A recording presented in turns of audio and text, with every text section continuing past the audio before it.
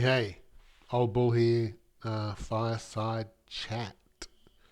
So let's start off with we had a really good couple of weeks. The market's starting to look really wound, really sprung.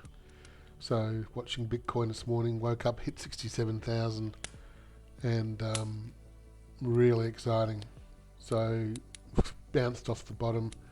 Pizzino and his brother, so Jason and Michael Pizzino, they've both said that the bottom is pretty much in. We'll never see 60,000 US dollars again.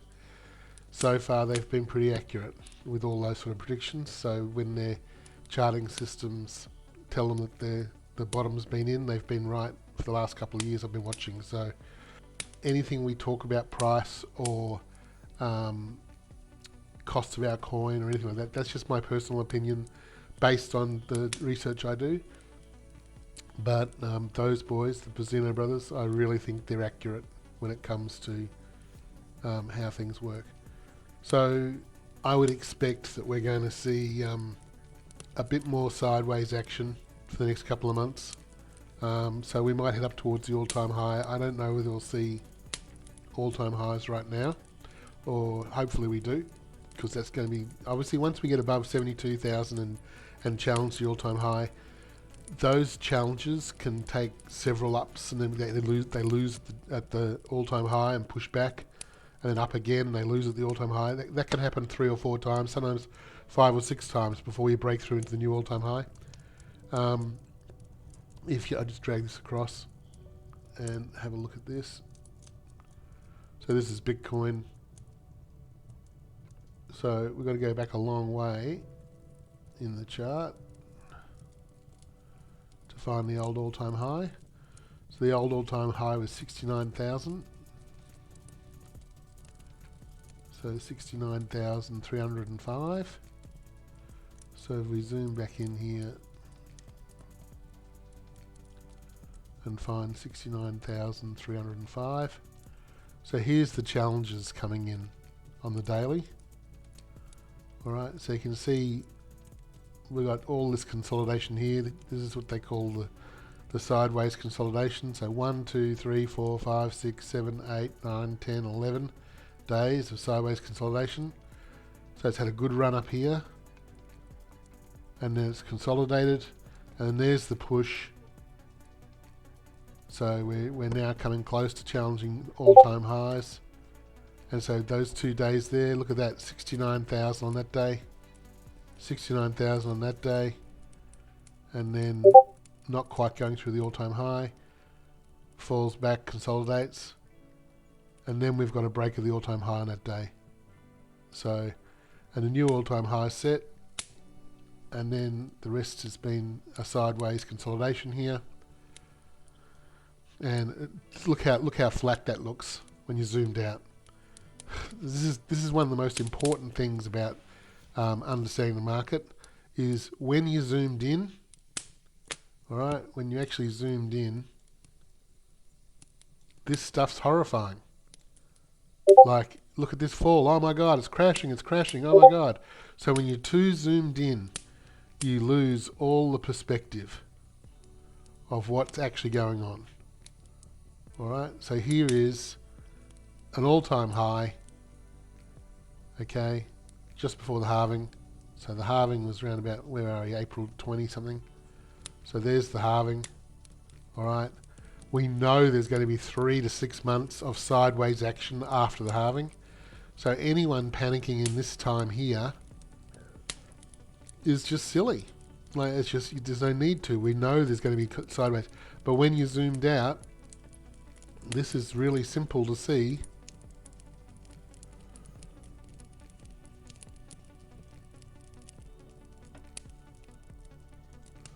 Right, there's the channel, guys. Alright, so we just fell out of the channel here. And this, I was watching one of the Pizzino brothers video the other day, and they were saying this falling out of the channel, as long as the V correction is quick, this is extremely strong indication. And you can see it happening here too.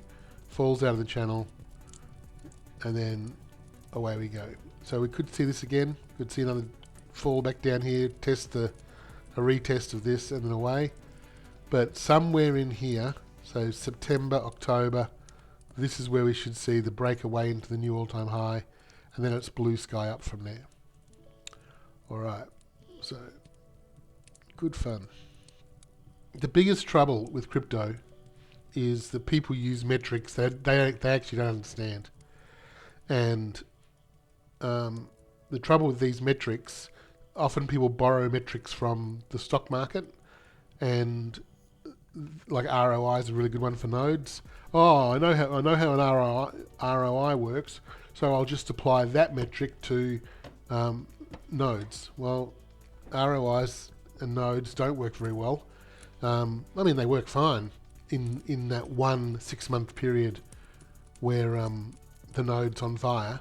Then the ROI makes total sense. And that's how we bought our first node. When the boys came to me and said, "Oh, I want to buy a Gala node," or they wanted to buy something, they wanted to buy an investment, we did some research. We found Gala, we found their node, and Jet and I sat down and did an ROI on it, and asked some people around, "What do you do?" And people said, "Do an ROI." And gosh, the ROI came back that in 9 months, the $6,700 US that the boys were putting in to buy that node, so they put half in each. They were going to get that $6,700 back in 9 months. So the return on investment was 9 months. All right, so there they go. They go and put their money in, and Jet purchases the node. They set it all up, and about a week later, the price fell from 3 cents back down to 1 cent, and now their ROI was not 9 months; it was 2.5 years. Okay, and Sam was like, "Oh," he was so angry, and Jet was like, "Oh, that just sucks," and whatever. And so this was all new to us. Like, this was 2020, or 21, and it's really interesting that we just had a look at it and thought, okay, well, let's not worry about that. We've made the decision. We're committed. We're actually in. Let's just don't sell the coins now. Let's hold the coins. And holding the coins was the exact right decision. That's exactly what we should have done. All right? Because if you don't sell the coins while the price is down, your ROI stays as it was at 3 cents or better when you sell the coins. So when the coin price got to 10 cents, the boys actually sold quite a bit of their coin, got all of their $6,700 back, and had still a lot of coins left over. So they recouped their full investment, and they took that out. So that's taking your investment out is quite a safe way of doing investments. So in crypto, where we've got these big runs up, and they happen really quickly, often it's a good strategy, especially if you don't have a lot of money, and the boys didn't have a lot of money. They had a little bit of money. So when you don't have a lot of money, it's a very good strategy when you get a big win that you take the initial investment back out. All right, leave the rest to run. But the initial investment you get back out. So at the very worst, you go back to zero. That's your absolute worst. You haven't lost a cent. All right. Now, in the boys' case, they ended up making several 100%. All right. By the time they sold it, and the node's still making money for them. So they've still got a whole pile of coins to sell in this bull run. So hold the coins until the price is where you want it to be, and then that's going to give you a really good understanding. So people keep applying these metrics to things that just aren't necessarily a really cool way of doing it. So another thing that people do, I was looking at market caps this week, and like people compare coins, and they say, "Oh yeah, what's the market cap of Playable Games? Oh yeah, let's have a look at the market cap of." "Oh yeah, well, Playable Games is too small. It's a baby stock." Well, yeah, we are a baby stock, but you're not comparing the right numbers. Our market cap has to be done based on the coins that are out in the market, and you have to understand, you've got to actually go through and do all the tokenomics revision. You've got to learn and study where the coins are and how they emit into the market. So if you're comparing one of our competitors, I won't talk about it, it's not Gala, but another one of our competitors, they've got 50 billion coins as well. And as far as I can see, all of their coins are distributed in 48 months. So in 4 years from beginning, all of their 50 billion coins are in the marketplace. So comparing that company to us, they've got all of their coins out in the marketplace coming next year, I think, and we're only going to have 15 billion coins out in the marketplace. So they've got 50 billion coins out, we've got 15, and people are doing a comparison on market cap. That's an unfair comparison. You've got to do the comparison on 50 billion, 50 billion. What would the market cap be then? All right, that's the safest way. So the fully diluted market cap. What will the fully diluted market cap be if all coins were out? Now that said, when you're trying to make your decisions on return, someone like Playable that doesn't have all their coins out yet, you can take that into account. So there's only 15 billion out, so that means there's a lot of upward movement still to happen with price. So we can actually go a lot higher in price right now because we've only got 15 billion out, and the market will hold our market cap quite comfortably. All right. Whereas if we had all 50 billion out right now, it starts to get that's a lot of coins out.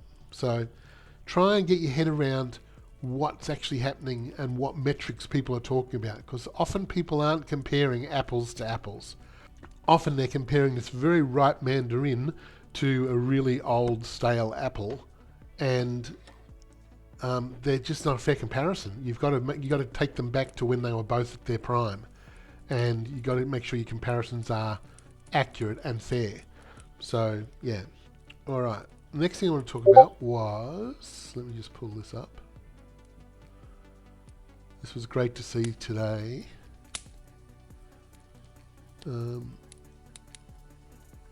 So this is Jimbo. He's one of our old OGs.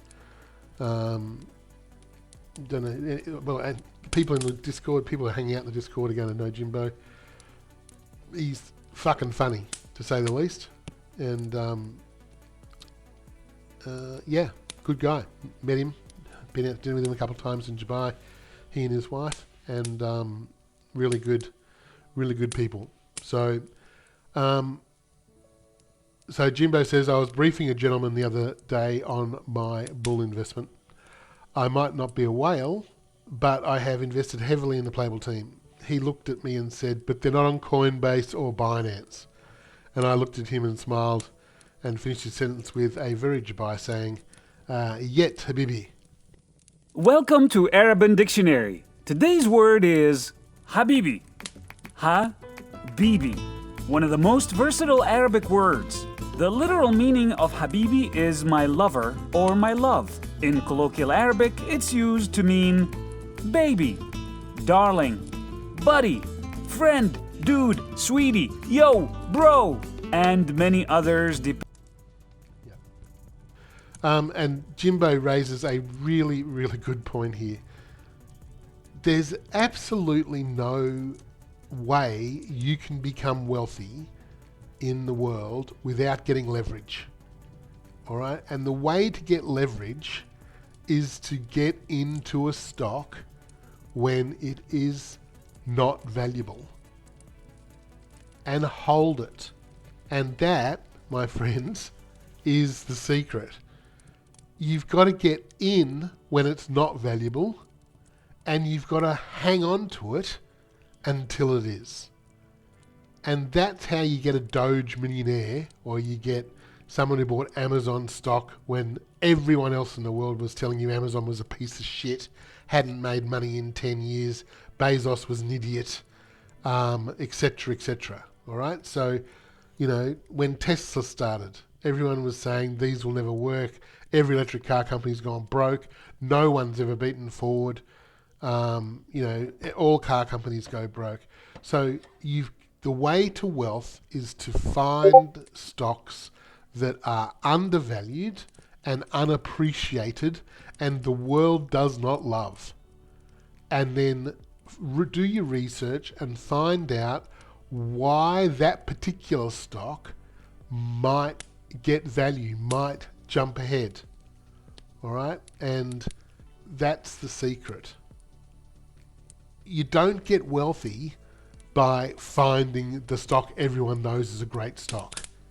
Everyone misunderstands how opportunity works. The opportunity to start Playable games wasn't because everyone was making gaming companies.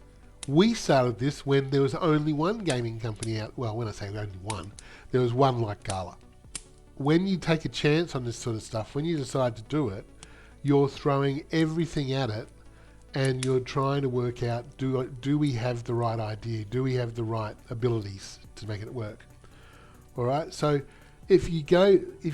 where everyone gets confused about this is that they see the $20 million beachside house with 20 acres behind it on a Californian beach, and they go, oh wow, that's a great investment.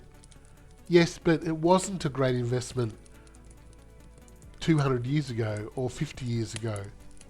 All right, those weren't great investments. Someone had to have the vision to see that this beach will end up being desired. They had to have the vision. Some of those people that have bought those houses were probably involved in cultivating the beach. They were involved in making the shopping centre close by, and all the things that make that so valuable today. They did the work to raise the value up. So it's easy when you're wealthy to walk in and buy something valuable, but most people make their wealth out of getting into opportunities that are undervalued and underloved. And that's the real secret of what's going on here. And when I hear people talking about, oh, when are you going to list on Binance, when are you going to list on Coinbase? Well, I mean, obviously we want to list on Binance, we want to list on Coinbase. It's not as easy as everyone thinks. Everyone just thinks we ring them up. So here's the first thing. There is no phone number to ring. There is no person to send an email to. All right, there's a team you send an email to, and their reply is, do not send more than one email or you'll be banned. All right, so we've sent the email. We've done that actually 3 times now because we've been asked to send another one. But the reality is you can't pester them. You can't use all your sales skill and jump in there and jump ahead of the queue. The only people that get to jump ahead of the queue are VC, okay, who have direct contact straight into Binance or Coinbase. So we are in the queue like everyone else. And when our community pushes our price up to a certain point, we will trigger the flags in Binance and Coinbase, and they will reach out and they will say, hey, we'd like to have you listed on there, because they make money out of having the best coins on their exchange. Every time you make a transaction, they're taking a fee. So they want the best coins on their exchange. So everyone seems to act like, oh, we might forget to list on Binance or Coinbase. Believe you me, we will not forget. The day the call comes in to say, hey, send us the money to get listed with us, because they don't have a listing fee, but they do have a technical fee that you have to pay, which is exorbitant and extremely hurtful. But we have that aside and we're ready to pay it the second we get the call. So when that happens, so when our coin price and our market cap and all those flags go tick, tick, tick, the call will come. All right. And those of you that have stocked up and have your piece of land on the beach that you saw back when it was 002, 003, 004, all right, when you have stocked up on your piece of land, then when the flags all drop and the call comes through, you'll get your instant 10x or whatever on that money, if you want to take it then. Obviously that's the beginning. And then being on Binance, all being on Binance and Coinbase means is it's easy to purchase. So the newer people in the market have more ease of finding the coin. All right, so the lesson here is we've really got to try and get into our heads that the opportunities in crypto are not the ones everyone's talking about. The opportunities in crypto is finding the projects that are doing all the right things, and they're funded, the management is secure. Like I'm 58 years old, I'm married, I'm stable, I don't do drugs, I don't drink excessively, I am fat, I could die of a heart attack, that's true. Unlikely, my cholesterol is low, I do have health checks, I ice bath every day, which is convenient because if I do die, I'll die in the ice bath and the manager's going to close the fridge lid, she said, and just store me there. So it's very low temperature. Just let it freeze over. And weekend at Bernie's me. Roll me out. That'll be good. So yeah, sorry, lost my train of thought there. So just to finish off here, if people are talking to you about Playable and why they should think about Playable, one of the things I was thinking about this week is sometimes the best way to think things through is to actually work backwards. All right, so write down the worst experience you've had with crypto. So for me, we invested into a particular project that everyone was talking about. It was really secure. All the influencers were saying, oh yes, you're totally safe in this. This is the real McCoy. Yes, the returns are good, but it's because they're so dynamic. And then not even a couple of months after we put a significant amount of money in, it basically rugged. All right. So now write down what the problems were. Ask the questions, what were the mistakes that you made with that bad experience? What did you do that allowed that to happen to you? Now what you do is you work backwards. So you make a reverse list of what those mistakes were, and you actually make a positive list of what to look for. And if you do that, you're going to end up with a guide of how to avoid those mistakes. And I've talked about this in multiple videos before about my 6 steps to how I choose stocks. Those 6 steps weren't made up out of the ether. They were based on bad experiences that I've had in the past. So in crypto, it's really simple to start with, is the team doxed? My name's Jonathan Bosanquet. You can go to LinkedIn, you can find me. You can find our business. You can see my history. You can ring my ex-employers. You know, I'm a real person.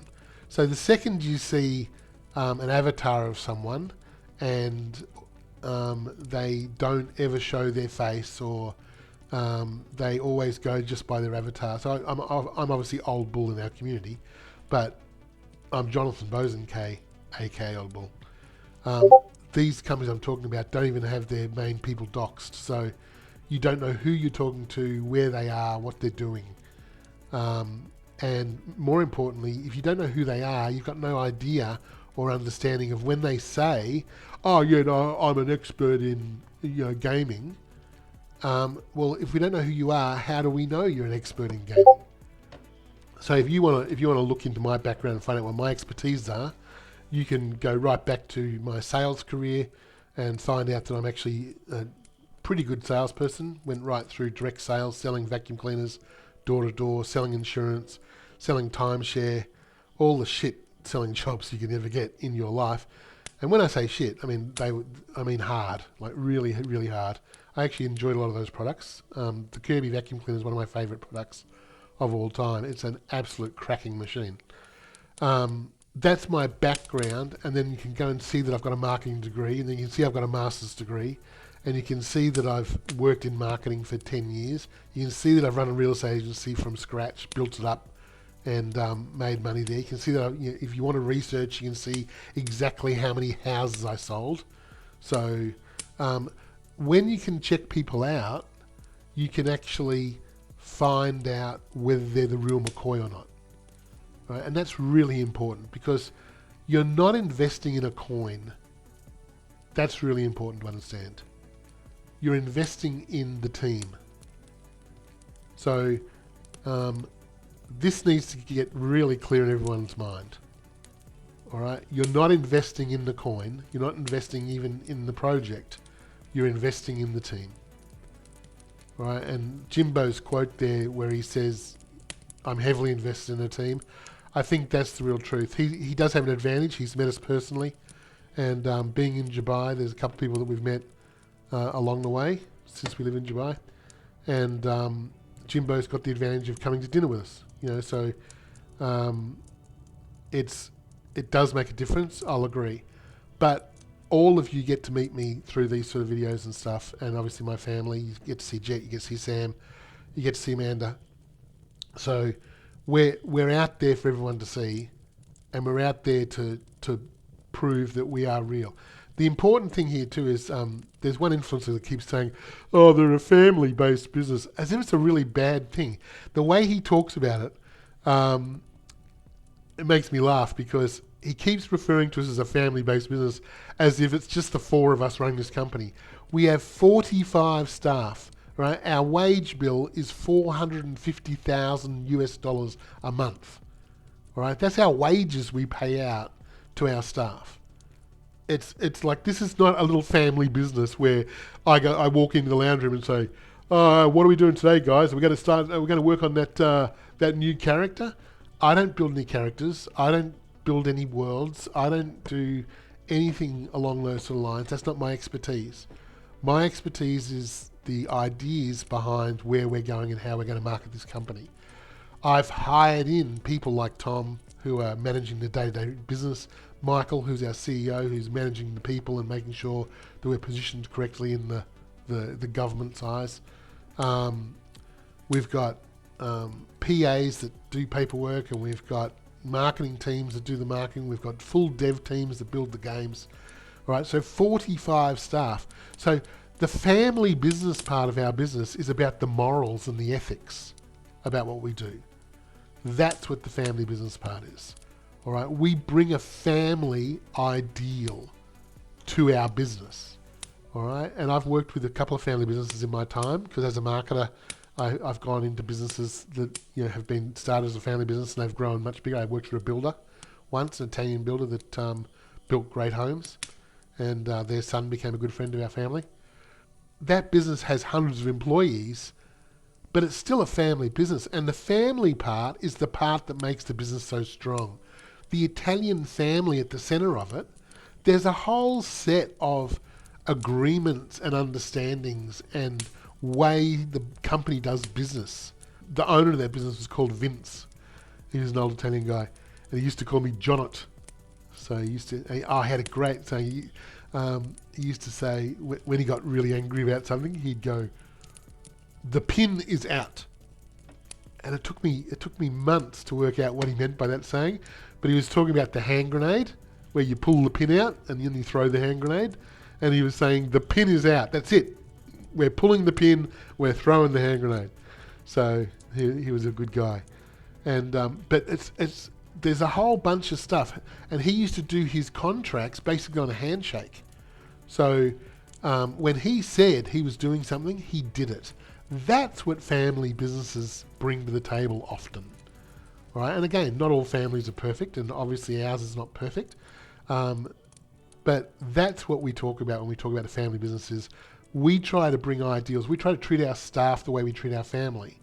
We try to treat people the way we would treat our family.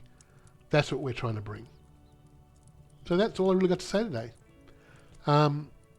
Very positive times. As I said, I think the spring is coiled, and we're going to see some really exciting stuff happening in the market over the next 6 months. And I hope you guys are doing well.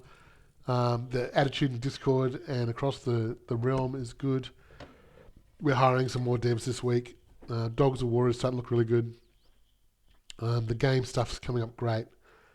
Yeah, all good. I'm the old bull. I'm out. Cheers.